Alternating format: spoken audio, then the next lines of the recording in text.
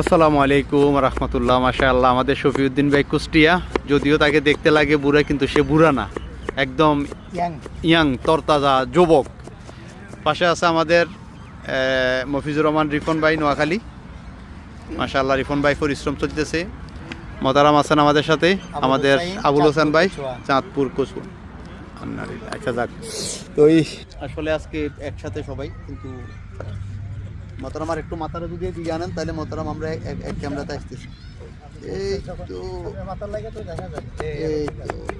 তো ঠিক আছে, আমরা আসছি। তো আসলে অনেকদিন পরে ইফতারি কিন্তু হচ্ছে খুবই কম। আজকে আবহাওয়াটা কিন্তু খুবই সুন্দর একদম। আজকে আমাদের জন্য 16 রমজানের আমরা ইফতার করবো ইনশাআল্লাহ। রাত্রে 17 রমজানের সেহরি খাবো। তো হ্যাঁ, মাশাআল্লাহ মাশাআল্লাহ।